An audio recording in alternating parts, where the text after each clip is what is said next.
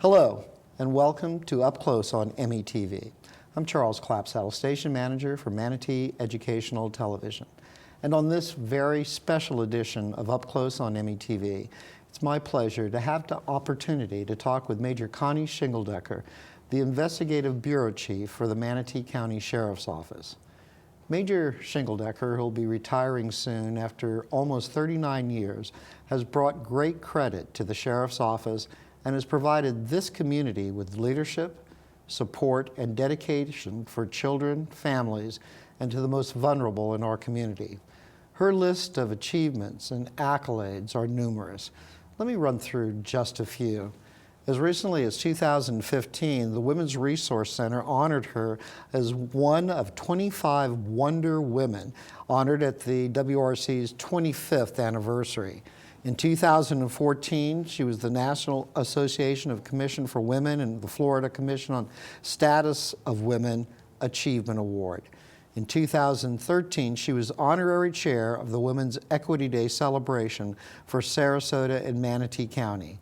2013, she was also the Healthy Start of Manatee Children's Champion Award. 2013 was a banner year for you because you were the American Association of University of Women, Women of Achievement. 2007, the Manatee County Sheriff's Office Citizenship Award. 2007, the Florida Missing Children's Day Law Enforcement Officer of the Year of the Claymore kidnapping case. 2004, the Ken Schultz Leadership Award for Manatee, Leadership Manatee. 1994, the American Association of University Women Leadership Award in Public Service, and the list goes on and on. Major Shingledecker, welcome to Up Close on METV. Thank you so much, Charles. Appreciate You know, being we've here. been looking forward to doing this, and you've been doing many programs on METV and a lot of outreach and community things, but as you near the end of 39 years, is that correct? Yes, 39 years in July. It's a significant achievement, and you should be very proud of it. But you know, in 39 years, you've achieved so much and have done so much good for this community.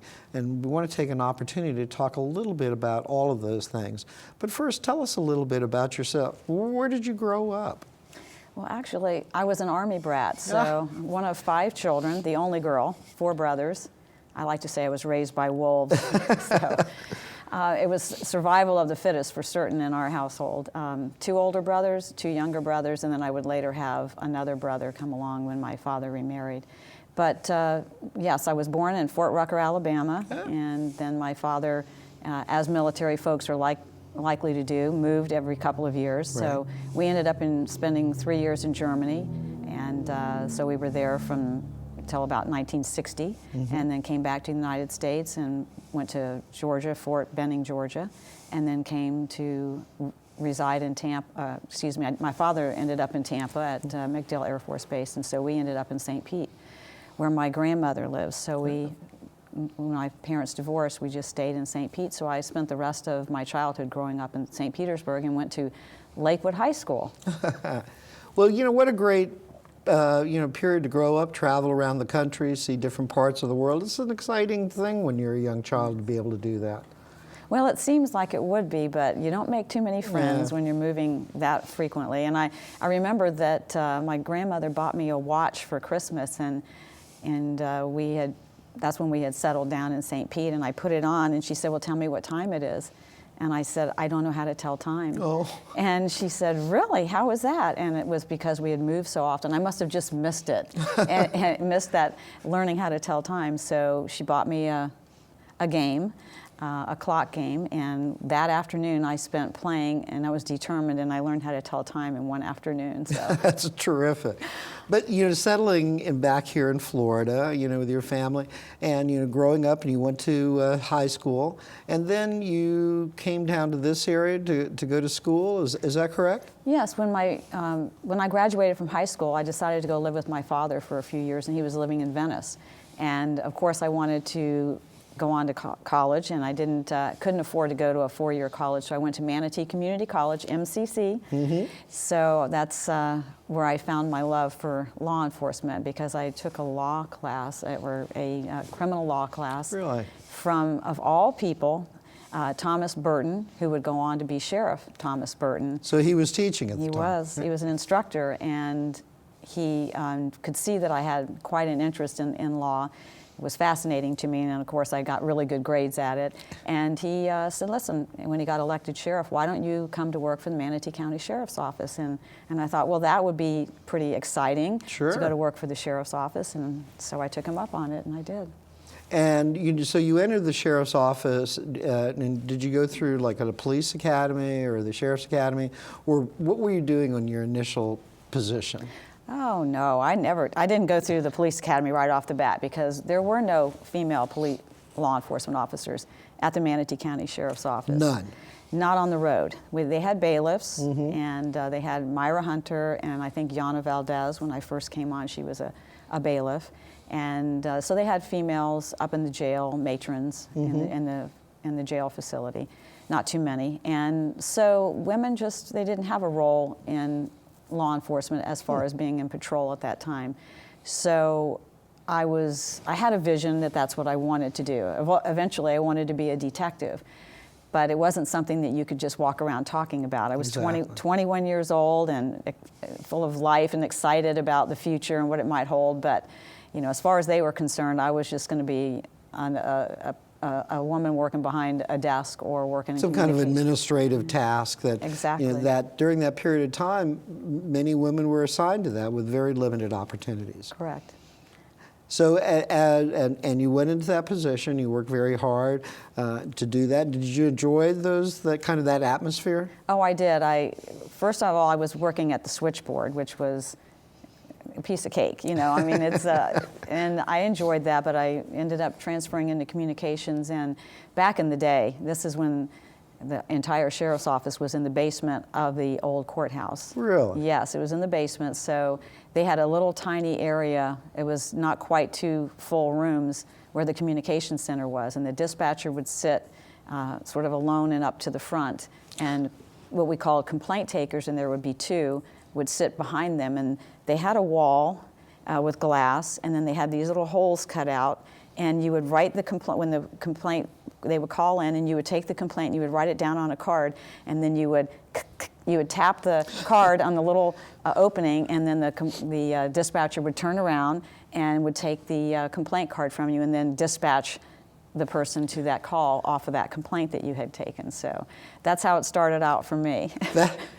And looking back, it was such an archaic little system. Yes. It wasn't really that long, 40 years, but now with the modernization and the technology that you have available, you look back and go, how did we do that? I know, it's mind-boggling now. You would be amazed if you went into the communications center. Absolutely. To see all the electronics and how you can track people, even the deputies, you know exactly where they are. So it was fun times, and then I was able to move into the dispatch area, and actually became a dispatcher and became a supervisor in the dispatch area, all in about a 2.5 year period. Well, that was great. And all of this was still at the old courthouse. Yes, it was. In the basement of the old courthouse. Yes. But I have to tell you this story. I'm working midnights as a dispatcher, and in comes this gentleman. His last name is Allday. I'll never forget it. And he and his brother came in, and they had a shotgun. And Mr. Allday was distraught and crying and saying that his wife had killed herself. And so we had a front desk officer that took the gun away from took the shotgun and so I'm the dispatcher, and I'm trying to understand, trying to get deputies dispatched there, and I have some questions that I want to ask this guy. Sure. So, and the deputy wasn't getting the questions asked that I wanted, so I left the dispatch area, went out, and he sat down, and I interviewed him. And your official position is actually a dispatcher. Yes, so I somewhat interviewed him to find out if there was anybody else in the house and if there were any children in the house, of all things, and there were. So his wife is dead in the bedroom, and there are children in the home that he has left there and locked the house. So I'm trying to figure out, how is the deputy going to get into the house? Where would be the best room to enter so we don't disturb the area where... So I'm asking him all these series of questions, and I just remember his demeanor. To this day, I can tell you exactly his demeanor. And that was a homicide case, and I would testify 6 months later in a homicide case as a dispatcher. I think that's see, and even during those early days, you had that investigative flair. Well, I can remember thinking to myself, I could do this better than this guy can. So, and which you did, but that kind of motivated you along the way, and opportunities began to develop and open up within the sheriff's department, because being a dispatcher there for a few years. Yes, and when I realized I could do this job, I really became excited about becoming a deputy, and I put myself through the nighttime academy. So at that time it was a part-time. So I could work full-time and go to school at night, and it would start at 6 and it would end at roughly 9:30. And so that was how I began. And I graduated number 2 in my class of mostly men, and then I said to the agency, I'd like to become a road deputy. Well, they didn't have any at that time. None. So, there were no female road deputies whatsoever. No. So they said, well, we don't anticipate that we're going to put any women out on the road right now, but you can. So I said, well, can I check a car out and just go work a zone for free? I'll do it for nothing. And so, sure, go ahead. So I would go check out a car, and I would go out on the road, and I would answer calls for service and until they needed that car. And then they would call me and make me come all the way back Bring the car back. Bring the car back. Send a male deputy. So that we can have because we didn't have very many cars to go around at that time. And Sheriff Thomas Burton was a sheriff, and the patrol division didn't get a lot of equipment. It was mainly the detectives that got all the equipment, because his background was an FBI agent, so patrol wasn't really his thing. So that's kind of how I started out, and when I wasn't going to make it on the road there, I applied at St. Pete Police Department and went through their hiring process, and they hired me. And they said, here's the day we want you to come to work. And I said, okay, I'm excited about it. And went back and told the sheriff's office I'll be resigning because you won't put me out on the road, and I'm going to go work for St. Pete Police Department and be a police officer. And I guess they thought about it, and they just said, okay, we'll give you a shot at it. Time to make some changes. So they decided to put me out on the road. Let me ask you this. Was it difficult being one of very few, I would imagine, female officers in the sheriff? Was it difficult, even going through the academy? Were you subject to, like stricter demands, requirements? Were you treated fairly, do you think, as a female deputy? Obviously, giving you a car only to drive around, not to respond to anything, that seems like a kind of cursory at best.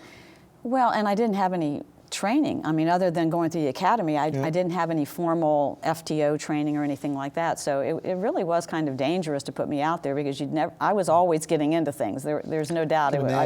I was. So when they decided to put me out on the road, Yana Valdez and I think 2 other women had taken the step a couple of months before I did, and I don't want to say only Yana survived.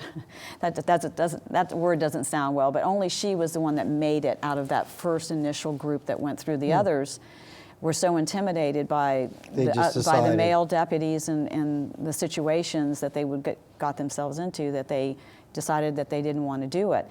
So Yana was out there. She was making a difference, and you know, being a woman out there. And I thought, well, I can do this. And I knew Yana, and she was very supportive of me. So I'll never forget my first sergeant and lieutenant.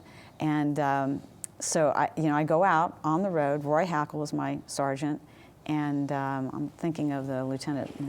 His name is escaping me, but it'll come back to me. So they were very, very tough. And so I go out on the road.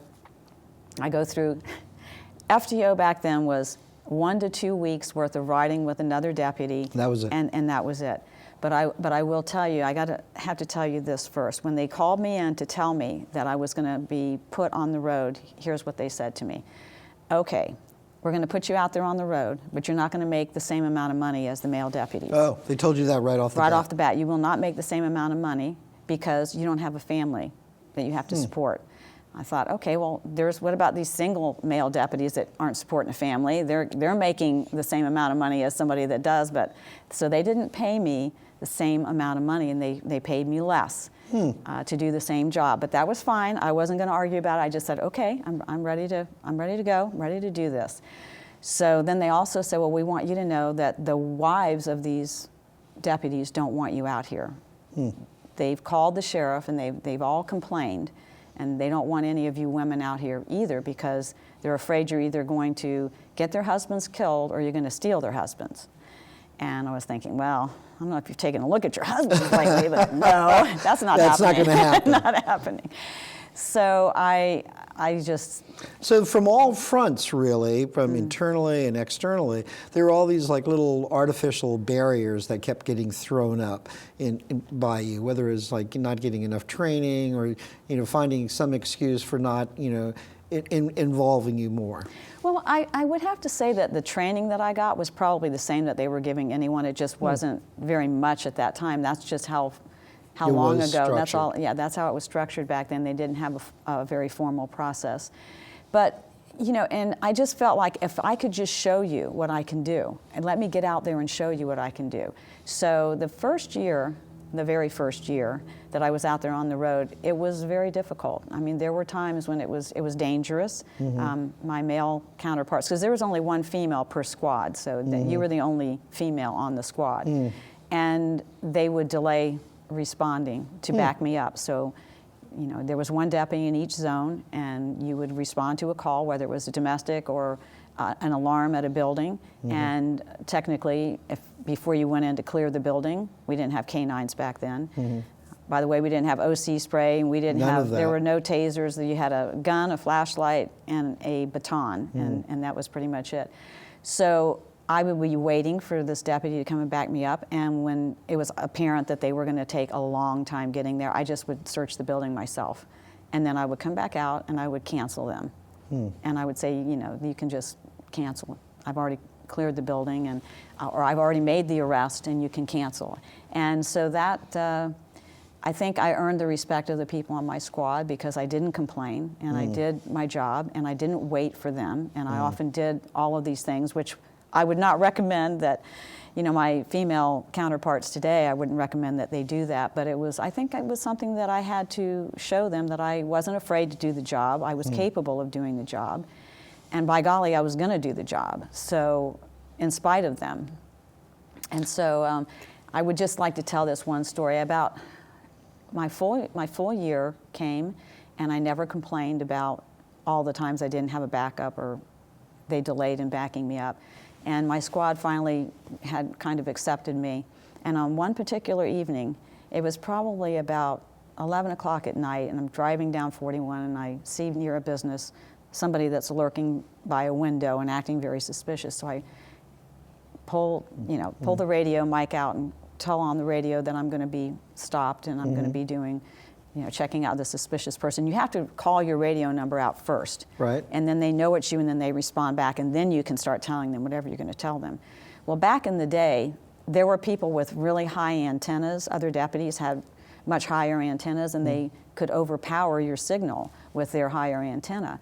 And that's exactly what they did. As soon as I keyed up to speak, to say what I was going to be doing, which is checking out a suspicious person, this whoever decides to key up at the same time, and they completely overpowered my radio transmission, so no one knew So where. no one knew what you were doing. They didn't know where I was. They didn't know what I was doing, and I was at that point in time. This person fled from me, so now I'm chasing him in the dark through the woods, and nobody knows where I am, and so they're calling for me. And of course, I have my gun out, and you know, it's dark. You got your flashlight, you got your gun, and I see this person hiding behind a tree and trying to get him out. And I can hear them calling for me on the radio, but I can't respond. I only have 2 hands, so at that point, I finally, at gunpoint, get him back to the car, and all these other blue lights are going at this point because this has probably been like 5 minutes, and they haven't heard anything from me.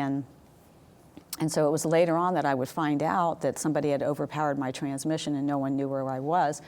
But Purposely. Purposely, yes. But Violet Dewey, she had come out, and I'd probably been on the road almost a full year, and she had come out, and no, it wasn't Violet, it was Nancy Rogers. Nancy Rogers had come out at the same time on the road I did, and she must have seen me just a minute before then, so she kind of had an idea as to where I was.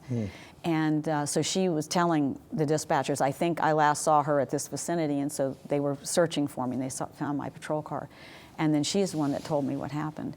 And I remember going to my sergeant, and I said, I've put up with this for a year. I haven't said a word. I've never complained. I don't know what you need to do to make it stop, but I think I've proven myself, and I think this needs to stop. And it did. Well, and I think that's evidence not only of your courage and conviction, but also it's a dangerous situation. I mean, it's putting people in danger. And whoever's responsible, and it was kind of a male-dominated force anyway. You know, I'm sure that there were, you know, all sorts of innuendos and things. You know, and that's in that period of time, those things existed. But times change. And you know, fortunately, through your courage and your dedication, you show that you have the capacity not only to rise above this petty little things, but to also become a leader. And that's what you did.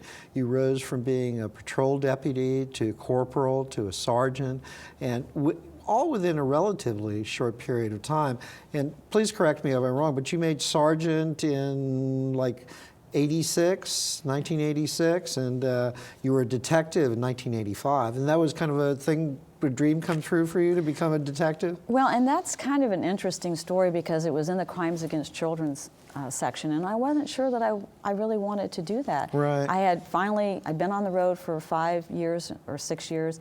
I was promoted to the rank of corporal, out on the road, and that was a whole other story in and of itself, being a supervisor, but here was this opportunity to go into the detective division in Crimes Against Children, and I thought, I'm leaving my comfort zone. Is this what I really want? But I tried it, and from the very first case, I knew this is exactly where I'm supposed to be. And there was something about the gravity of Crimes Against Children that deeply affected you emotionally, mentally, and said, I can make a difference, and I want to kind of focus on this for a good part of my career. Exactly. Well, here I was. You know, I didn't have a lot of training at the time, but I remember getting this phone call at 3 o'clock in the morning, and this is what really, 2 cases really solidified my decision that this is where I need to be. I'm at the right place.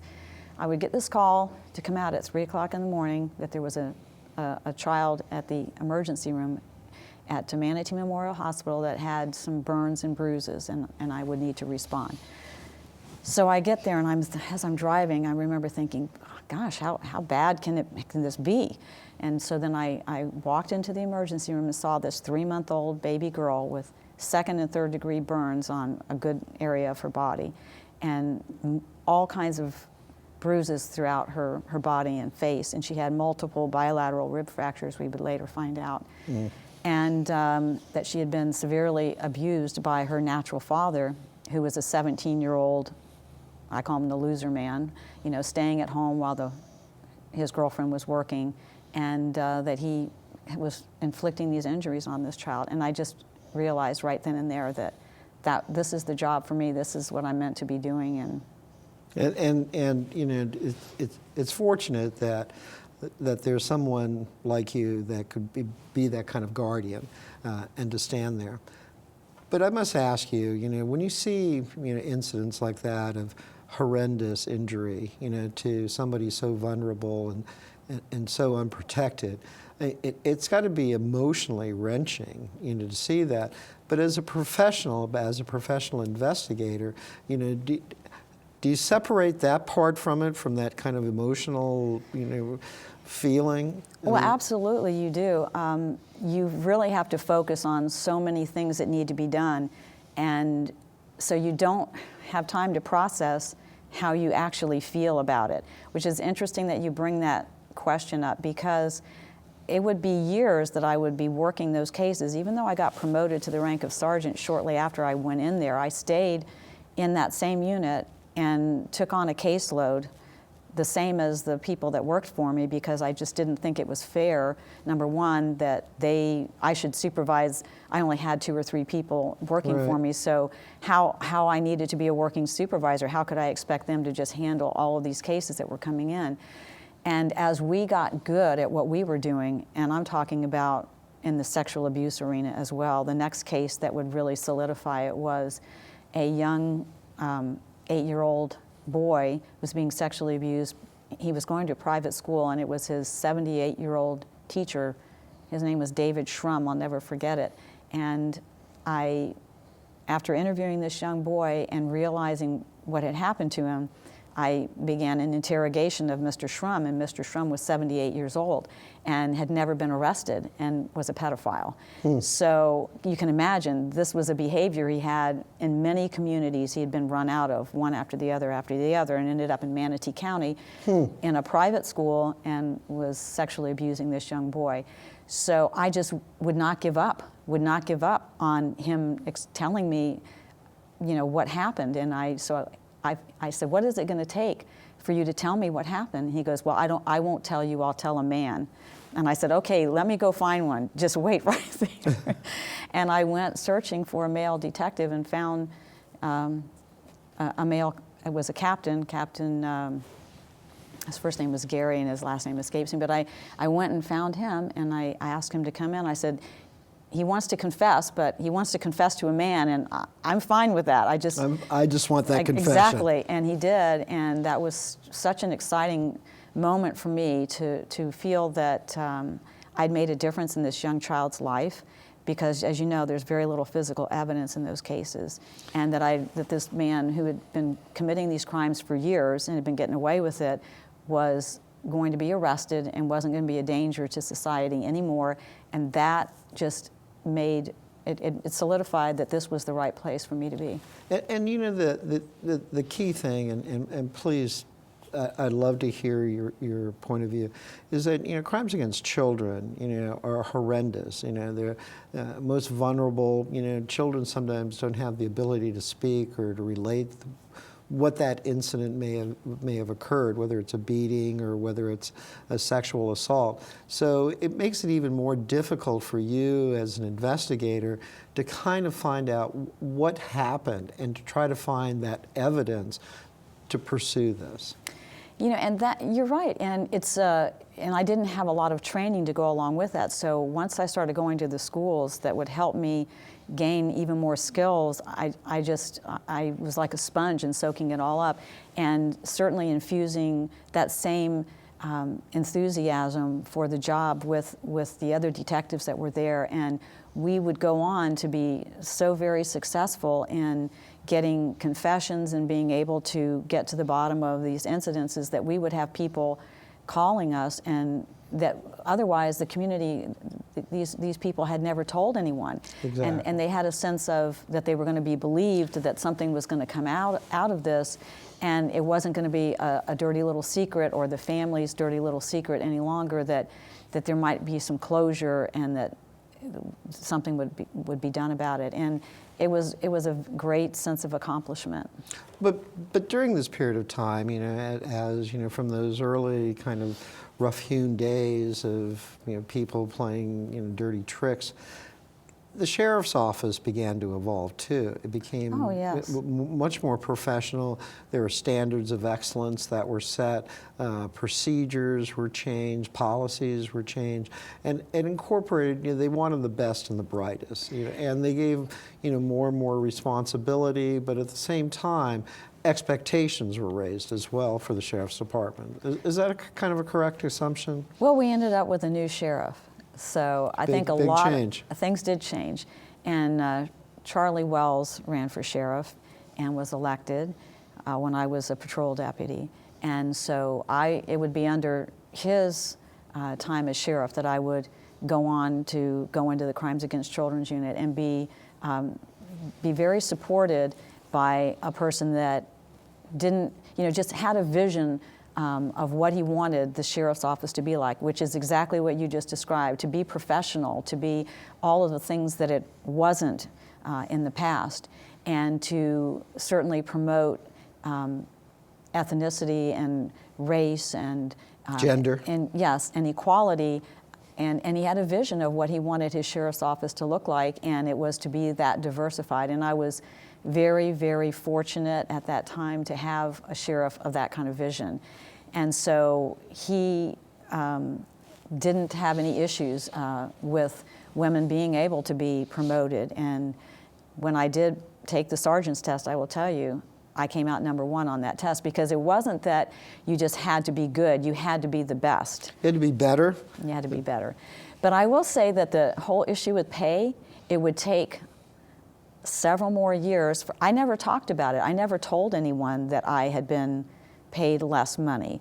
But it became obvious when more and more women were coming in. No, wasn't that? It became obvious when when my male counterpart who got promoted, he kind of got hired on at the same time that I did. He got promoted almost the exact same time that I did. And his salary was so much higher than mine. And there was some discussion. There were some people that were complaining and whining about this salary and that salary. And I said, well, you've got a lot. You don't have anything to complain about. Let me tell you what happened to me. Let me tell you my story. And at that point, when they realized that, oh my gosh, we have to fix this. Well, they didn't go back and make up for all those years, and I wasn't asking them to, but they fixed it from that moment forward. And we were once again on an even footing, and that would never be the issue at the sheriff's office again. And I think that's a credit to you. And he's saying this happened to me, but if it happened to me, it's happening to all these other young female deputies as well. And I don't know that it was, because that was under a different sheriff, if you'll remember. I just never said anything about it, and I never asked. I didn't complain, and I didn't ask for it to be fixed. I just figured, well, that was the price I had to pay when I was coming on board. But it was listening to all these other people whine about their salaries and then you complain. go, wait a minute, you want to hear a sad story? Yeah. I've got a sad story. Because they were all, trying to make themselves better pay-wise. So yeah. But eventually, as you became sergeant, you were sergeant from 1986 to 91. You moved up to lieutenant. And you were in the criminal investigation division, is that correct? Yes, I was promoted to the rank of lieutenant, second on the list then, by the way. So once again, so that you couldn't be overlooked. If you were too far down, you might not make it. So second that's an interesting point to say. You always have to be that high up on the list. Yeah. So I got promoted to the crimes over persons, and so that would be persons detectives, which handled homicide, crimes against children, the crime scene unit, those kinds of. All of those things were you oversaw. Right. And tell us, as you're taking this, you're in a position of authority. You have staff, you have people that are reporting directly to you. What were those kind of key elements that you wanted to bring as a lieutenant, as an officer in charge? What were those things that you wanted your subordinates to know? Well, certainly a level of professionalism, and I wanted them to, the folks that were in and working for me, I wanted them to treat all employees equally and fairly, and that they were going to do the job and do it well, and that I was a stickler for thorough investigations, and so I was making sure that that's what they were doing was thorough investigations, because I had been doing them for years myself, so I was well aware of what they should look like and what they needed to do. Well, ever since you were a dispatcher interviewing that person outside the jail, you've been doing thorough investigation.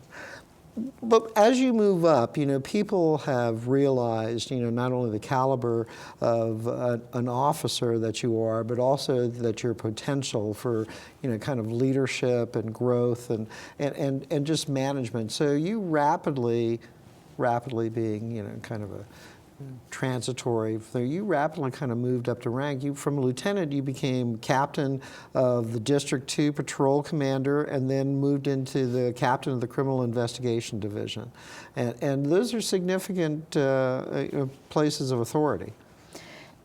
And that transition from lieutenant to captain was a very difficult one, because once again, there wasn't an issue with me being promoted to the rank of lieutenant, but the sheriff had decided that he wanted to promote 3 captains, and he wanted me to be one of them. So there wasn't really a test that was given at that time, but he also promoted 2 men, two other persons to the rank of captain. Up to that position. So at the same time that he promoted me to the rank of captain, he was promoting 2 other males, and it wasn't well received. There were people within the department. No, it was not well received within the department. There were people that were saying she hasn't, she's going from a lieutenant to a captain, but she hasn't supervised that many people. Now she's going to be out there supervising, a whole district. District, exactly, with all number of people and personnel underneath her, and this and that and the other, and so it was a lot to overcome. Again, another hurdle to overcome. So I went about doing that, putting in a lot of hours and staying very late. And we, as a captain in patrol, you worked second shift at times too. So really? Yes, the sheriff wanted that. He wanted us to be responsible, and he wanted us out there, and he wanted our people to see us. So we would work a variety of different shifts just so that they would be able to see us. And I can remember many a time when I wouldn't get home till 3 or 4 o'clock in the morning, and I was the rank of a captain, but I was doing... You had to do those things to, not only to prove it, but also, that was the policy at the time. And I had been on the road for I hadn't been on the road for quite a while. I can remember an interesting story when I went back out as a female captain over that division. I was backing up a deputy on a Sunday morning, alarm call, and I didn't know him well, and he called, so I told the dispatcher I'll be en route to back up that deputy at that alarm. As the captain? As a captain, but that's just what I did. And he canceled me. He said, "Oh, you can cancel. I don't really need you. You can go back to drinking your coffee or whatever it was you were doing." And I remember thinking to myself, you don't know me very well. First of all, I don't even drink coffee. So I went anyway, and then I met with him, and I said, do you not know me? Yeah, you don't know me very well. That was one of the first things I said. But do we have a problem? Is there something that you need to tell me about? Because we're here, just you and I. Let's just talk. Let's get it off your chest. Right. Because you've been battling that your whole career. Yes, and I wasn't about to go back all the way through that all over again. And not from a deputy. Right, so I said, I don't drink coffee. I'm out here on the road. I'm a working supervisor, always been a working supervisor. And so you can expect to see me backing people up and responding. And of course, he wanted to assure me that there was no disrespect. And I said, well, I would hope not, but I felt like you were disrespecting me. And so we sort of got off to a better start after that. So things were better after that. And I have to say, to be able to sit down there across from, over the front of a car and say, listen, what's the problem here? And that's kind of your style and thing, is direct and honest and, not confrontational, but at the same time, direct. And I think that's a mark of honesty and integrity, to be able to talk to people and demand the same respect that you would give to them. And that it didn't need to be done. And I wasn't trying to belittle that person or embarrass them. I just truly, really wanted to know if whatever you've heard, it may not necessarily be true. But I want to tell you one thing, that I got a reputation for, as you can imagine, I probably have many things gotten a reputation, but when I was a detective sergeant, if I saw a report that was not correct, or especially working crimes against children, if they weren't following the law, like calling the hotline and they were supposed to, I would send them a memo, and I would tell them, this was what you did that you should have done, this is what you should have done, and so just for future reference, please do it this way. Or if they did a really great job, I would write them a memo and say, hey, you did a wonderful job on that. I'm so, because again, you want to reinforce so you can get that positive behavior. But just imagine that most of the people only remember the bad memos that they got. Sure. So I remember Chief Hombacher. He was Sheriff Wells's number 2 man, and he called me one day to come up to his office. Now he had a red chair, a straight back wooden red chair, bright red, sitting right in front of his desk. And I remember thinking, what in the world have I done? And he told me to have a seat in that hot seat, pretty much is what it was. So I sat down in the hot seat and I said, yes, sir. And he said, I'm hearing that you send out a lot of negative memos to people. And I said, well, I do send out memos when they're not doing things correctly. I want them to know what it is they've done wrong so that they can correct it. And by the way, it's a misdemeanor crime to not report to the hotline, in case people didn't know. I don't want them to go about committing misdemeanor crimes. So and I said, but I want you to also know that I send out many memos when people do things right. And I said, if you'll just give me a moment, I can show you. So I kept copies of all my memos, and so I went down and I brought out a year's worth of memos and separated them out. And the stacks were just as even, the good just as even with the bad. And that was the end of that. He said, thank you very much. And I left like being called to the principal's office and said, where's your, here it is. But that again is kind of a mark of not only the thoroughness, but also how complete you want everything to be. Follow-up, detail-oriented. Those are kind of key ingredients into all the work that you've been doing. Yeah, they used to call them Connie-grams. So I was wondering if that young deputy that was telling me you can just go back to drinking your coffee. Go back to drinking your cup of coffee. Maybe he had gotten a Connie-gram. I don't remember all of the individuals that I sent them to, but maybe that was one of the reasons he had made that comment. But well, the key thing too is, as you've moved up the ladder and now you're in a captain's position, you've really started to develop this key focus and attention to crimes against children, sexual assault. But also at the same time, you've developed new policies and procedures to looking for victims of domestic violence. And those three together, those victims are the most vulnerable, probably those without much of a voice. You took it upon yourself to try to formalize a lot of approaches to these issues. Well, and that goes back to the days when I was on the road and I would be responding to those domestic violence calls. And I can remember the very first one I went to. And I remember this woman coming to the door, and she's looking around and she's saying, well, where's the rest of the troops? You're all they sent? You're the only one they sent to take care of this situation? And I remember being so proud of myself. Well, yes, ma'am. And I had my counselor's hat on, and by golly, I was going to help fix this problem. And that years later, I would realize that I just didn't have a clue of the dynamics of that circumstance. And, really, that man who probably battered his wife that night couldn't have been nicer to me, because he really wanted to put on that face of, she's the crazy one, and see, I'm going to be a perfect gentleman to you. Even if you take me to jail, I'll be a perfect gentleman type circumstance, when he was probably beating his wife on a regular basis.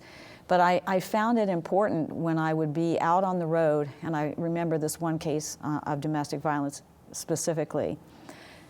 I had an older deputy that was backing me up. He had come from somewhere else and, a career of 20 some odd years, and then come to work for the sheriff's office. So he'd been working somewhere else as a deputy for many years and then came to work for us. So he was well seasoned.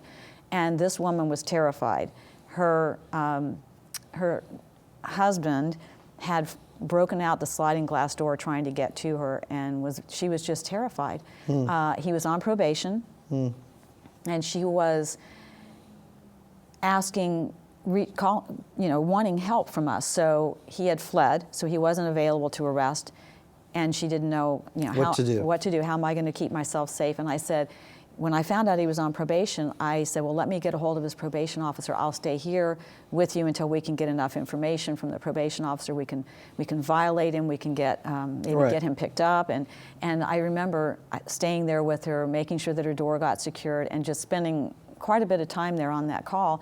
And I remember the older male deputy pulled me aside and he said, "Why are you doing this?"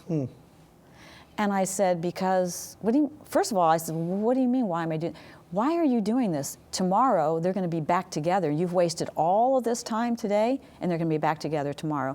And I said, I'm doing this because when I go home tonight, I can look in the mirror and I can know that I did the right thing. So if something does happen, I may not be able to control the fact that she goes back to him tomorrow. But today, I'm going to do what I need to do to keep her as safe as I can today.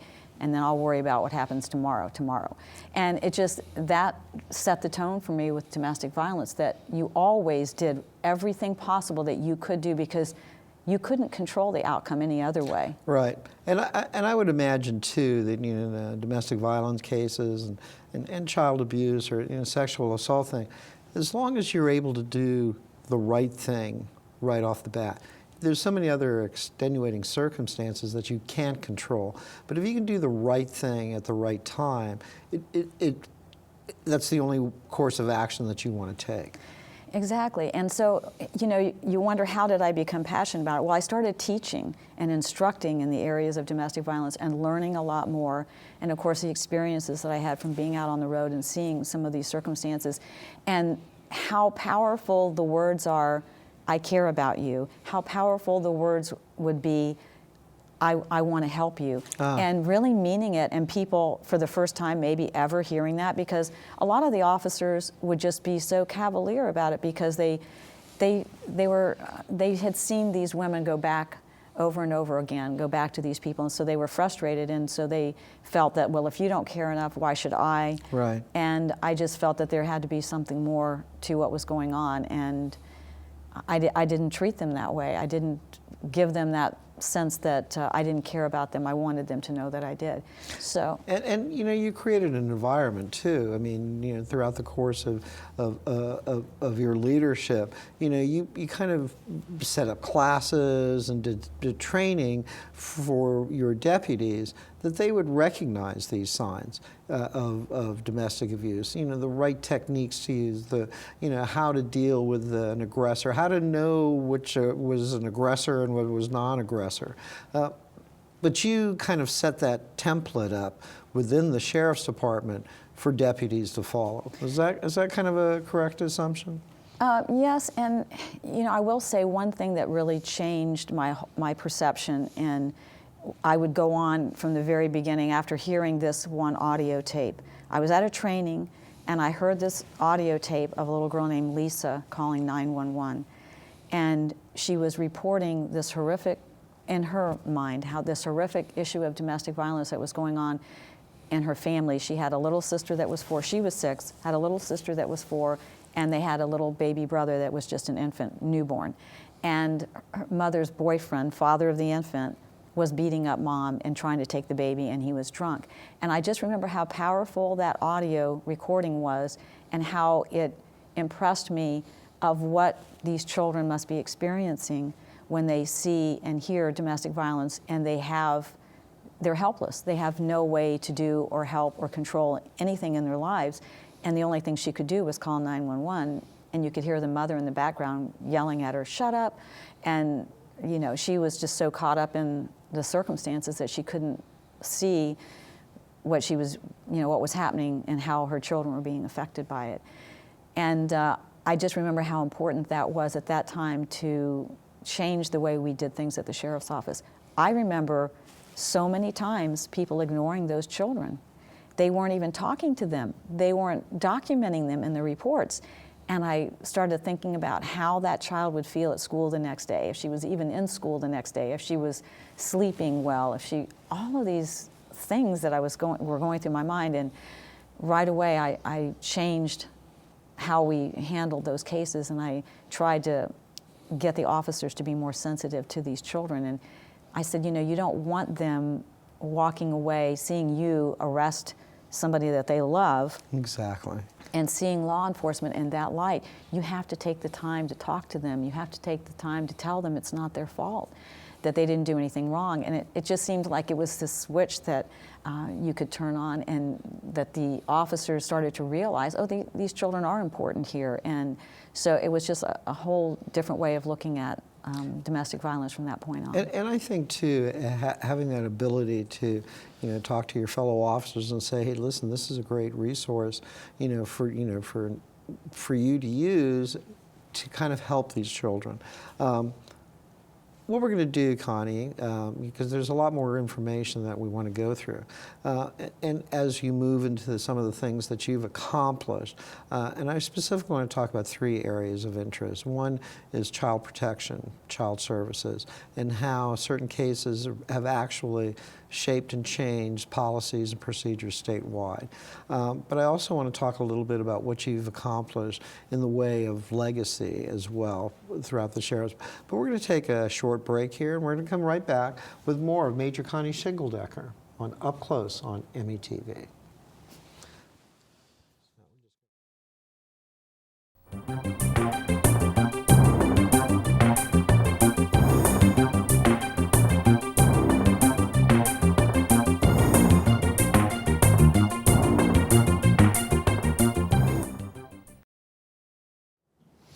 And welcome back to a special Up Close on METV with Major Connie Shingledecker. Now, Connie, during your career, you've talked a little bit about the struggles that you went to, the burdens that you had to overcome. But throughout your career as a road deputy and as a corporal and a sergeant, I'm sure that there were specific incidents that that you went through that really meant something to you. Can you share a few of those with us? Yes, and I'd like to start off by saying, at first I just wanted to minimize the fact that I was a woman. So I was trying to completely erase that from people's minds, not that they wouldn't realize right off the bat. It would be a shock to most people to see a woman law enforcement officer show up, because we just didn't have hardly any.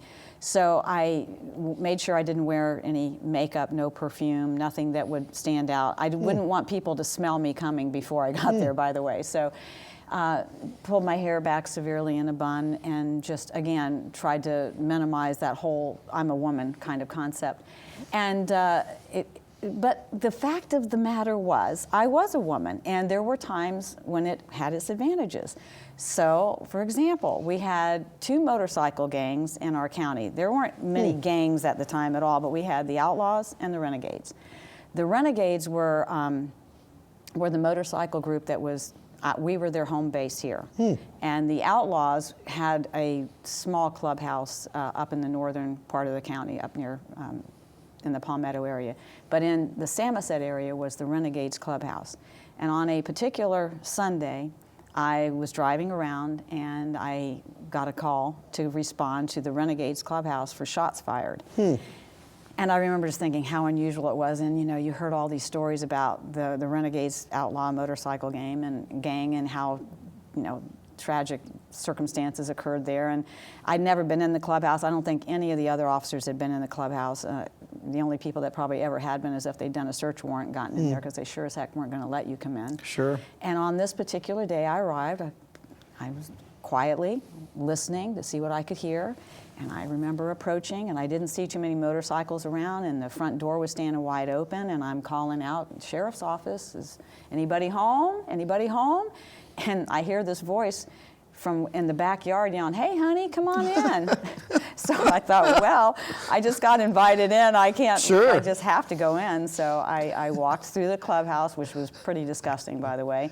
There were women's underwear hanging from the ceiling and all kinds of stuff. And so I remember walking around and walking and looking and going outside in the backyard, and there was a hog hanging upside down. So apparently that's what the shots fired were, that he had killed a hog. He was draining it, bleeding it. And so as soon as he turned around and saw me, almost. I think his jaw fell and he goes, what the heck are you doing? That's not what he said. What the heck are you doing? I said, well, you invited me. Well, you can't be here. You have to leave. And I told him why I was there and that shots fired. He goes, well, you can see that this is what the shots fired were. And so anyway, I ended up having that story to tell as the fact that I was one of the few that You're probably one of the first ones ever to have gotten into the clubhouse.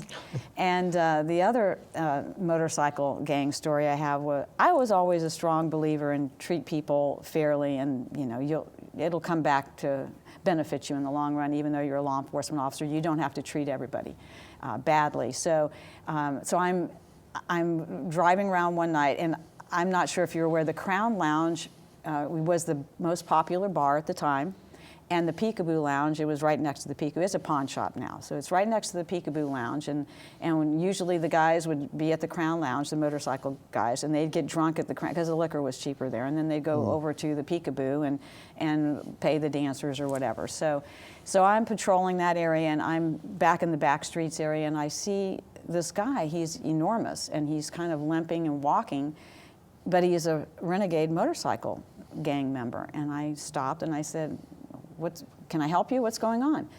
And he didn't want to talk to me. He didn't want to have anything to do with me. I said, I see his motorcycle about a block back there in the ditch. And I said, well, is that your motorcycle back there? Yes, it is. And I said, well, come on, I'll give you a ride. No, you're going to take me to jail. No, I'm not going to take you to jail. Yeah, you're going to take me to jail. I know how all you cops are like. You're going to take me to jail. You'll make something up. I said, I'm not taking you to jail. Would you just get in? I'll help you. So I did. I helped him get some people over there to help him get his motorcycle out of the ditch. He told me what happened, that these guys ran him off the road and so on and so forth. And I got him back over to his buddies, and they helped him out. Well, about a week later, I didn't think much more of it. And by the way, his name was Little John. He was enormous, but they called him Little John. So I'm at a bar fight at the Crown Lounge. And I remember, these two guys are fighting on the ground. I'm going to try to break them up. And I remember hearing this booming voice coming from behind me.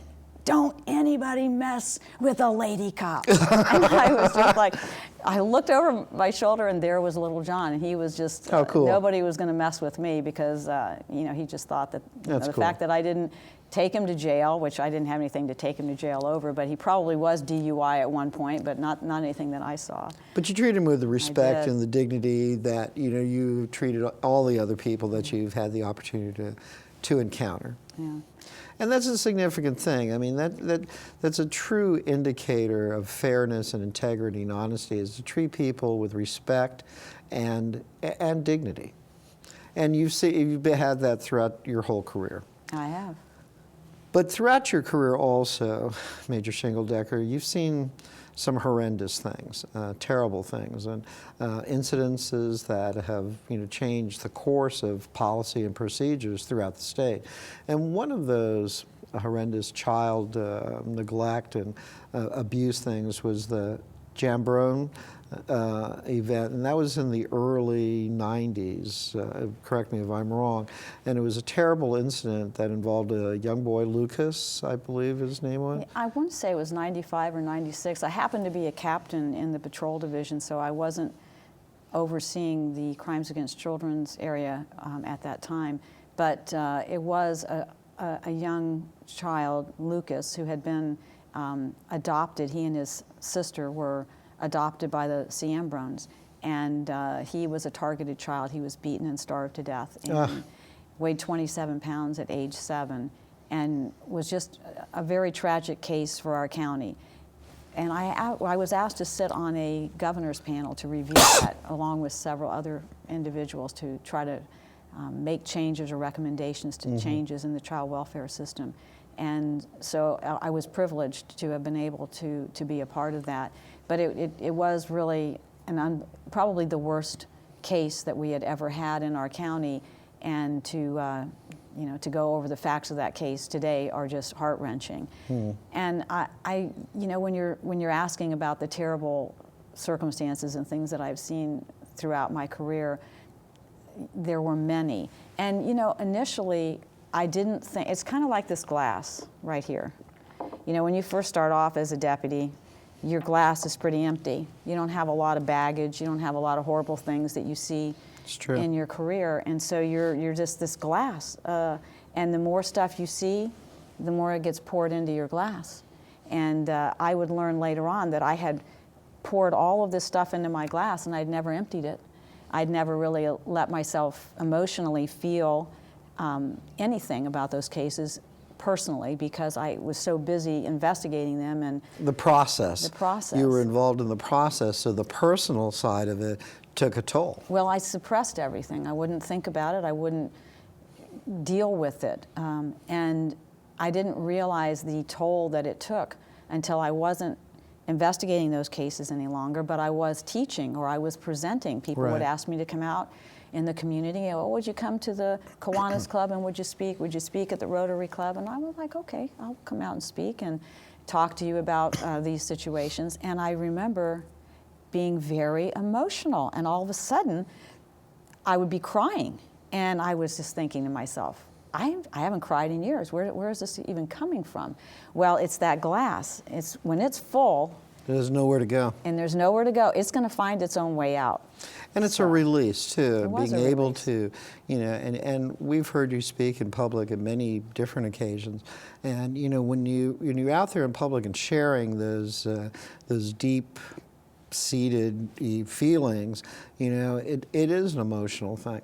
But you know, over the years, you know, there's a tremendous amount of things that you've seen and dealt with, and it takes its toll. It does, but it's very important that you are able to vent those in some fashion, cry when you need to cry, and this is what I tell officers now, young officers, find a way, because my release was tears, which is fortunate, but what if there's somebody else who, it might come out in anger or in some other way, and so...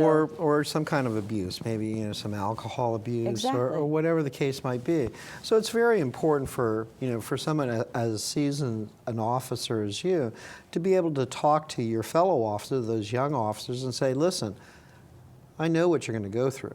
I know what you're going to experience, and here's how you need to deal with it. Is that a good estimate? Oh, absolutely. And so that I would actually talk about that and express to them how it happened to me. And I'll never forget the first time I had an inclination that I wasn't getting this out, and I never really was thinking about how these cases were impacting me, was this child death case that I investigated. And it was a 22-month-old that was beaten to death by his natural father. And after 7 hours worth of interrogation, the father finally admitted to, you know, to some extent what had happened, not completely. But I remember the media coming, and the sheriff and I were standing there, and we were talking to the media, and I was explaining about what, you know, the arrest and the injuries and this and that and the other. And they asked me, how did you feel about that? And it was that very moment that I realized I had never taken the time to ask myself, or to how do I feel about this? And at that moment, the emotion started to come out. I had to turn around. I had to turn my back on the camera, turn my back on the reporter, and I looked at the sheriff, Sheriff Wells, and I said, I can't answer that question right now. And fortunately, he was able to answer it for me, because I was just so... I would have gotten emotional, and I didn't want to do that, and you know, it has its place in its time when you're working on cases like the Brannon homicide case was another horrific case where you're out there. You know, I was a major at the time that I was overseeing that investigation, and 2 young children, one 8 and one, I want to say she was what, 4 or 5. And the mother killed in their own homes, and everybody was just so emotionally distraught during that time. But people had to hold it together, and you know, you just really had to be strong and set that tone for them so that everybody could get on and get their job done. And I remember going up to individuals and saying to them, take a moment and then come back when you can, because it was tough, but we needed them to be, you know, able to do their job. And clearly, you know, in your position, you know, throughout your career, as you've seen these horrendous things, you want to do the best job that you possibly can, to find the evidence, to find the perpetrator. the best way possible, professionally, with a great deal of speed and haste too, in some of these cases. But at the same time, you're a human being. You have emotions, you have feelings. All of this has to be kind of processed. And over the years, you've learned not only how to deal with it, but help others deal with it as well. And that's a credit to you, Major. But I want to move on a little bit about the significance of other things that you've done for the benefit of children. And you've worked very closely with a number of organizations throughout Manatee County that deal with child death, and child death through sleeping events. And these are, sleeping in the same bed or, with a combination of things. And they've occurred with some regularity in Manatee County over a period of time. This is a terrible tragedy, and you've done a great deal to educate the community about those dangers. Why was that important for you, for the Sheriff's Office, to get involved in this? Well, first of all, I go back to the days when I was either a road patrol deputy and responding to those calls and not realizing, but just some of them remembering the circumstances under which those infants were found. And I always thought, they were classified as SIDS deaths, and I always thought, that just didn't seem right to me. We could put a man on the moon, but we can't figure out what's causing these. How these babies are dying. But I remember many of them would be in co-sleeping circumstances. And I remember one particular case, this man was obese and was co-sleeping.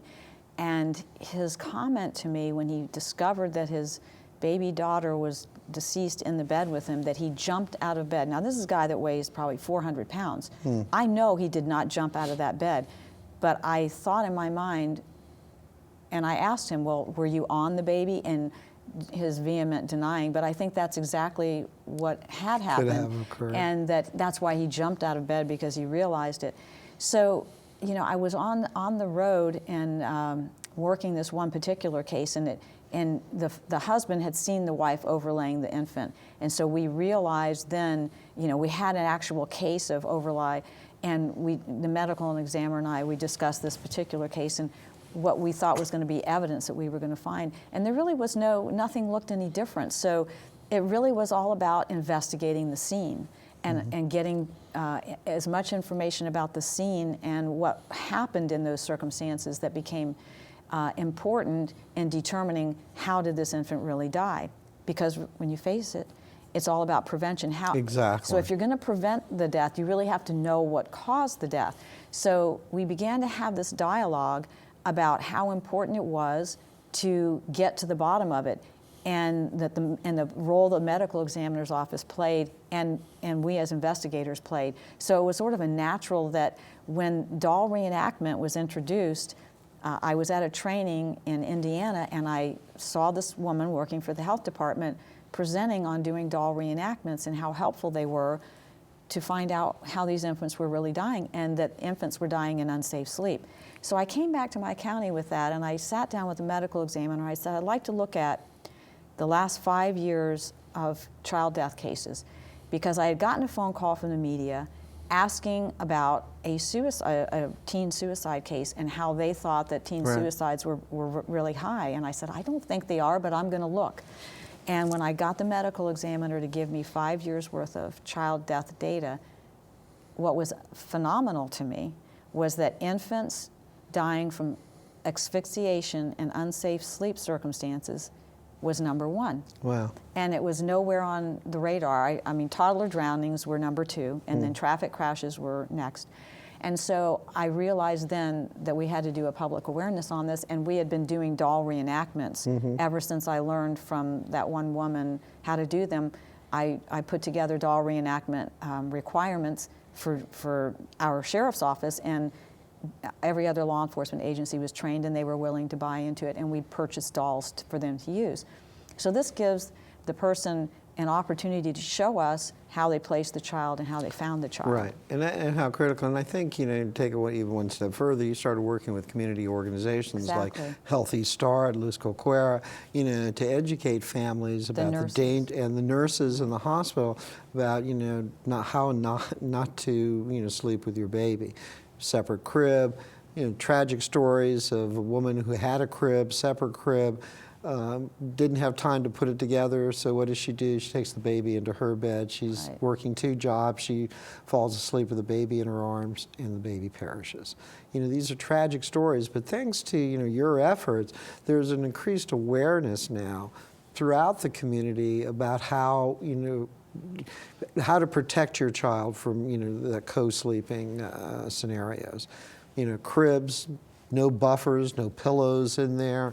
Don't put the baby in the bed with you. All of those key things that you've talked about are really making a difference. Well, and positioning, putting babies down, face down on pillows. We had moms that were putting babies face down on pillows because they thought that they needed to be comfortable, and they didn't realize how vulnerable these babies were and how dangerous these circumstances were. And most of these moms they weren't impaired, they just were making bad decisions. So. And I think that's a good point. I would imagine just a tremendous tragedy when something like that happens, because you think you're nurturing your child in some fashion or comforting your child in some fashion, but due to those unsafe conditions, a tragedy occurs. I'd like to take a moment for you, Connie, and talk about what you've seen as significant changes for child safety. And we're talking child safety, abuse, abandonment. What do you think are those key things that have been made either from statewide or in the county that are helping to protect children these days? Well, as you know, I sat on a statewide child death review team where I had terrific insight into reviewing all of these deaths from all over the state of Florida, and put together a child death review team here in Manatee County, which I've been on for 12, 13 years. And we were able to look at many death cases and put information out to the community. Awareness is the key. So educating people about the unsafe circumstances regarding swimming pools and doors that are left unsecured, or latches that are not secured properly, and how easily these toddlers, one day they may not be able to open that door, Right. but the next day that they can, and how important it is to have multiple barriers to be put in place to prevent those tragic circumstances, because there were so many of those that are preventable. And again, it's not as a result of impairment, it may just be a simple fact of not exactly knowing that your child's capability has just changed, because these toddlers, they're like little Houdinis. In an instant. Exactly. And then the whole thing with the unsafe sleep, certainly there were issues of impairment. We have recognized some of the methadone moms that are abusing other drugs. And so you combine methadone with another illegal drug or a prescription drug that they're abusing, and now they're even more Impaired. And so they could be co-sleeping, and that becomes a very, very dangerous, if not deadly circumstance, and in many cases it was. So we now have a program where women that are in the methadone PAR program that have recently given birth and are in Right. a child protective environment where we can have them sign an agreement. We can drug test them more frequently, determine if they're taking other drugs, substances that would be dangerous, and then we can take the appropriate measures to keep those babies safe by either getting them into a program or removing the children if necessary until they can get their drug situation under control. Well, recently you spoke at the Children's Guardian Fund about the heroin epidemic that has been occurring throughout Sarasota and Manatee County. And you talked about, this is another reason for removing children from the house, is that you see drugs, alcohol abuse being taking place. And this year there are a number of children that have been taken out of their homes and put in state custody. Is that correct? Yeah. And is that kind of evened out now, or is that heroin epidemic seem to be settling, or is it still that as prevalent as it was maybe a few months ago? Well, it's improved dramatically. On all fronts, we've sort of attacked it on all fronts. We've cut down on the supply by arresting Right. individuals and taking some of these drugs off the street. Fentanyl seems to have dried up a little bit, or quite a bit, so that the folks that were overdosing when they were taking the heroin, the fentanyl was one of the key factors that Right. was causing that. Well, And that's a very potent additive that they add to the heroin. Yes, it's 100 times more powerful than the typical heroin drug that they're getting. It's another opiate, so it's very, very dangerous. And so these individuals, we've arrested many of them. We've taken a lot of the drugs off the street. So now there's a void from the prescription. That's how we got into this mess with the void from the prescription medication abuse, oxycodone, hydrocodone type circumstance. So now what we're doing is we ended up removing a bunch of children this past year, over 600, 650. That's significant. Many of them were placed with relatives and other family, but they are still being overseen by the state while their parents try to get their situation under control, because many of these parents were overdosing multiple times, and it was very, very dangerous for these children because some of them were infants, some of them were toddlers, and you can just imagine if they overdosed in the car and that child is left sitting. And we've had those circumstances occur where the parents overdosed and the child's sitting in the back seat in the car seat. So we have turned the corner, and our numbers have gone down for removals, and we're back into what we would consider to be a normal range with circumstances that are occurring in our county. Drugs is still number one. It's still the number one reason we remove children, but the heroin seems to have decreased significantly, and I'm so proud of the team effort from all of the agencies that have been working together, both federal, state, and local agencies working really hard to put these individuals in jail and to get the drugs off the street. But to go back to, you were talking about what other prevention efforts have been made, and we had, I'm not sure if you knew about this, but we had ice cream truck drive. So when you talk about prevention, you look at these child death cases, and we had 2 cases where children were run over by ice cream trucks, and these were toddlers, two-year-olds.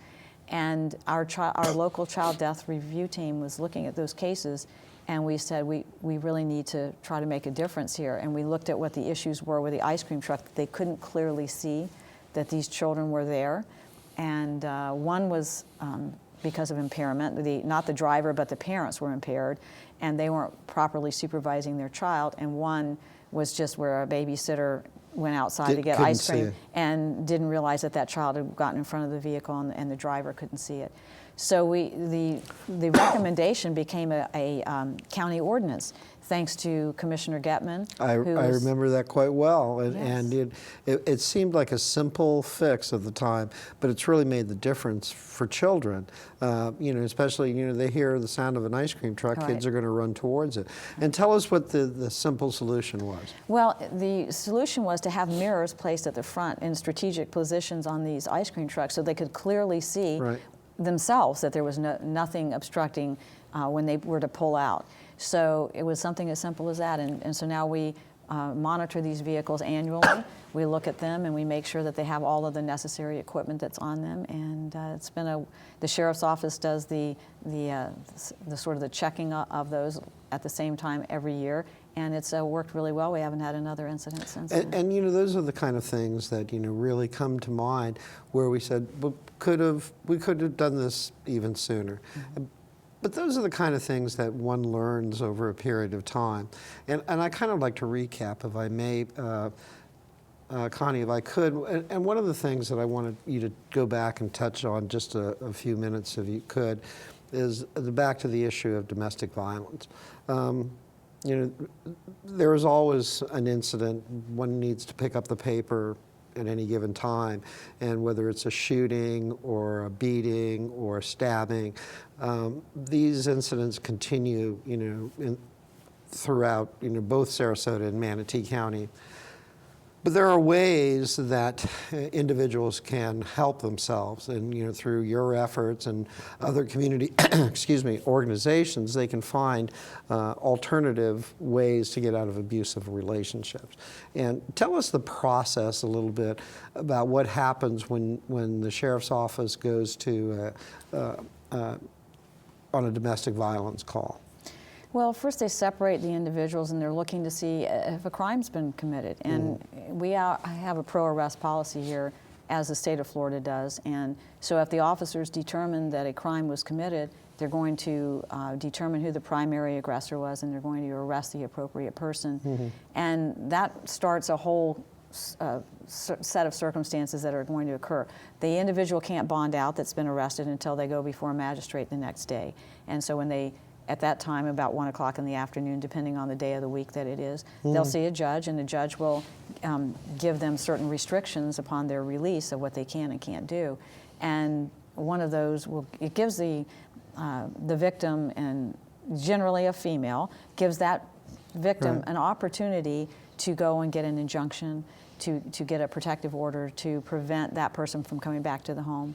And child protection is involved if there are children that are present. So we're going to have child protection come out. We're going to be looking at the history of the family. We're going to be looking at how safe is it in this environment? Is this person capable of protecting the children? Sometimes they aren't. Sometimes they're not capable of protecting themselves or their children. And so we'll make some decisions. We'll try to help them. They can certainly go to Hope Family Services to stay. Or others throughout the community where they can help. There's other places. And I would suggest to you, Connie, that your involvement from the very beginning in working against domestic violence has made a significant difference in this community.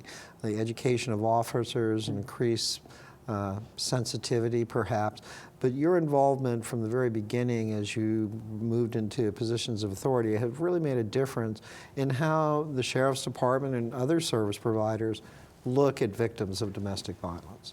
I think so. I have been involved in a lot of training with officers, and would hope to be able to continue to do that, but I think it's made a difference. We've partnered with the State Attorney's Office. We're a great team.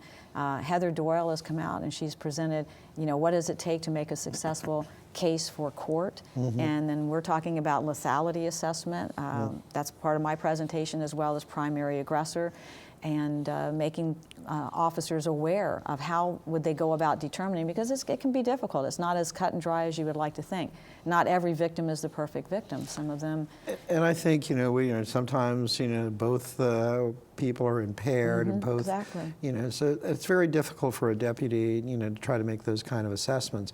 But I think the increased awareness and the kind of focus that you've asked deputies to bring to these kind of situations has really increased the safety for victims, and I think that's a key issue as well. You mentioned domestic violence, and it kind of takes me back to the Lucas Ciambrone case, because the very reason that those children ended up having to be in foster care and then be adopted was because their mother was killed during a domestic violence incident. Oh, I did not. Yeah. And so a tragedy on top of a tragedy. Right. So there was 4 children altogether. The 2 youngest ones ended up being fostered by the Ciambrones and would go on to be adopted by them.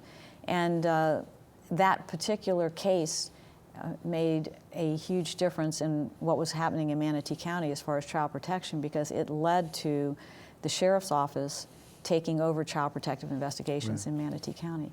And that was an opportunity for the legislature or legislators were looking at law enforcement taking a role, a much stronger role in child protective investigations, and this was a good opportunity. So Sheriff Wells was pretty visionary, and when they came to him and asked him, would you be willing to be an agency that would take this on? It would be 1997, and we were the first, and we did take it on, and we've had it ever since.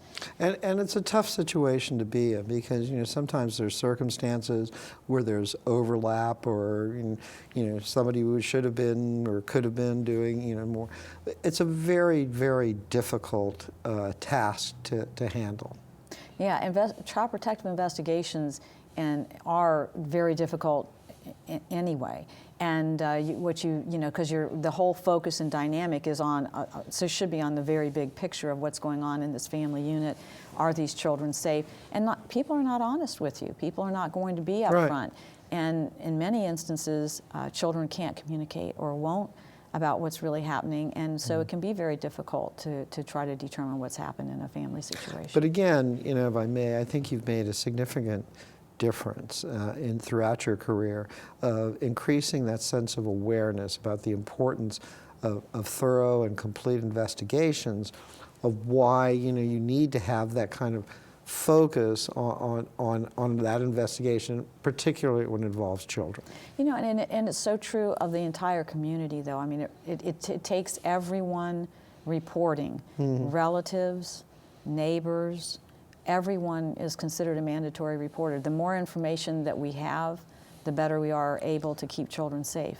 And so I really, you know, when we look at how can we help in these circumstances and prevent these kinds of tragic circumstances from happening, certainly in the Lucas C. Ambrone case, we learned how important it was for people that had any knowledge whatsoever or concerns to report them so that they could be investigated, and for family members and relatives to step forward. And there's always going to be cases like that come up periodically. I mean, whether it's a poor girl just recently or something a year from now, there are always going to be those terrible tragedies that occur. But thanks to your kind of leadership and vision and building up, people will be able to deal with these clearly and effectively to get to the bottom of it and try to find how best to solve these. And I'm sure you would wish to wave a magic wand and none of this would ever occur again, but that's not going to be the fact. There's always going to be another incident at some point. But if you have increased awareness, sensitivity, knowledge of how best to deal with it, that helps you in the process.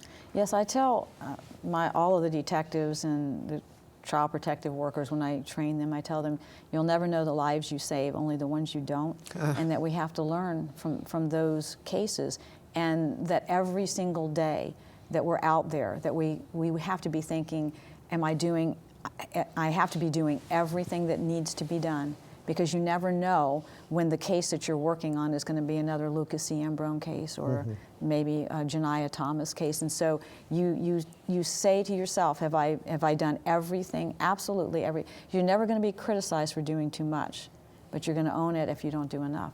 And that's a really wonderful point. So as we're kind of winding down here a little bit, Connie, and I want to give you a moment. Throughout your career, and it's a very illustrious career, and very successful, but it hasn't been an easy course of action. I'm still a little perturbed at that officer who tried to cut you off as you're trying, and I hope that he's moved on, excelling elsewhere sometime we're down the road. But throughout your career, I'm sure that you've had a number of people who have been very supportive and helped you along the way. You've mentioned a few today, but can you share a little bit of perhaps people who have been a great mentor for you? Well, I have to say, my very first sergeant, Roy Hackle, he told me, I wouldn't know this until much later in my career, that he told me, the day that you came, that they said, yeah, you can come out to the road, and you came to work for me, he said, I was told to wash you out. But, and I said, well, what happened? And he said, well, you were one of the hardest working deputies I'd ever had, and I would have liked a lot more of you. So I just remember feeling very proud of the fact that I was given the opportunity, and that he saw that I had a passion for the job, that I was serious about doing the job, and that I could do the job, and that he didn't hold that against me, and he let me do that. So, people that did believe in me, and he ended up being a believer. He might not have in the beginning, but he ended up being a believer. So I was thrilled that he gave me my due, that he let me do that. Sheriff Wells for giving me the opportunities throughout my career that he gave me. He was a visionary. He saw things, could see potential in people. And even when you probably didn't know that you had the potential yourself, he could see it. And he wasn't afraid of it. He wasn't afraid to let you do and be all that you could do.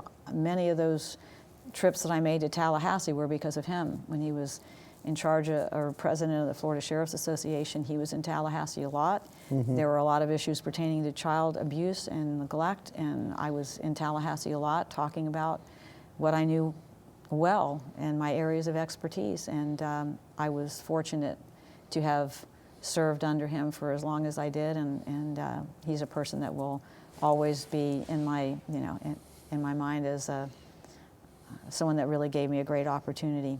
Al Dennison, bigger than life, Big Al, was his number 2 for many years, and And I would say that although Al probably didn't think that women initially belonged in law enforcement, I think he became a believer and a support. And I was always pleased to see that I was doing a good job, or when he would tell me that he thought I was doing a good job. So those are some people that just stick out in my mind, and certainly there's so many deputies and detectives along the way that great team efforts in many cases. I mean, let's face it, when you look back on the Brandon homicide case, we had over 30 people working on that case at one point in time. People searching, people looking for evidence, and then a good strong core of detectives that work together, and it's just been wonderful. My family, I can't begin to tell you how, without balance in your life, I talked about the glass being empty, but it's really about balance. You have a wonderful, Jim and Exactly. your wonderful daughter, Carrie. So it is about balance in your life. And the fact that I've got a great husband, who's been my husband, will be 35 years this year in September, and that he's been there for me, and he's been very supportive of me, and I don't think I could have done the things that I've done without him being there. And my daughter, Carrie, I'm sure that I miss so many things. I remember saying to her one day, I just hope that you know that I wanted to be there if I wasn't. And she said, I don't ever remember you not being there, which just was, really touched my heart. And she's grown up to be a beautiful young woman, married, and unfortunately, she's living in Wisconsin. But why Wisconsin? We'll never know. But she visits often, and so I've been really fortunate. And it's a wonderful family. It's a wonderful kind of sense of thing. And aside from all of that, you're a half marathon, a marathon runner. And it's just a wonderful combination. But Connie, I just want to take a minute to say that Manatee County, has had issues, had some terrible tragedies that have occurred, things that were terrible for children and for families and things. But your leadership over these years and your kind of vision of working and hard working to try to help as much as you possibly can has really made a significant difference. And you really have made a difference in the lives of children. Those people that work in children protection and services, appreciate you so much and for what you've given back to the community. And it's not necessarily as a law enforcement person, but as just an individual, because you care and you're committed. And those people that are involved in domestic violence, you are one of those beacons that you're always there whenever they need something from you. You're always there for them, and you've made a significant difference in domestic violence and child protection, and all of those key things that continue to make a difference in people's lives. And whether it's a pool safety thing, or whether it's something as significant as working with the governor's task force on thing, you have continued to make a difference, and it's really significant. Well, thank you, Charles. I really appreciate that. And you don't. All of those things that you said are truly wonderful. But what is most meaningful to me? One day, I was north side. And I was at near Speedy's, Groover's Market. And I was in uniform as a major. We were told to go out and try to keep the drug dealers away and this and that. So I was in uniform, and I was walking around in Groover's in the back and trying to make sure that the drug deals were lessened that day. And I remember this woman coming up to me. She said, a black woman walked up to me and was just not very happy with the fact that we were there in uniform. And why are you here? What are you trying to accomplish? What are you doing? And I said, well, I know that there's some things that are happening in this neighborhood, and we're just trying to help prevent them and clean it up. And then she looked closer, and she looked at my name tag, and she said, Shingledecker. I've heard that name. And she said, you care about people. And that, I was taken aback, and I really appreciated the fact that it changed how she saw me. That she didn't see me just as a cop in a uniform over there trying to harass people, and that she knew that I had done things in the community and I did care about people. So. And I don't think there's any higher praise than that for one citizen to come up and give you that accolade. And you deserve that and many more. Connie, I can't tell you what a great pleasure it has been to sit, for just a short while, it seems, to talk about your great career. You've accomplished so much, and this community, owes you a great deal of thanks for everything that you've done. You have a wonderful family, you've got wonderful friends in this community, and I hope you're not going anywhere because this community needs you. Well, I'm going to continue to volunteer here in the community after I retire, and I'm looking forward to many more things to come. Thank you, Charles. Connie, thank you so much for joining us. Major Shingledecker's stature in this community and throughout the state is significant. She's made a difference in the lives of many, and her voice and commitment for the most vulnerable in our community has been strong and consistent. Manatee County has indeed been fortunate to have an individual like Connie Shingledecker, but what she has accomplished and implemented will be her legacy for years to come. Thank you for joining us, and we'll see you next time on Up Close on METV.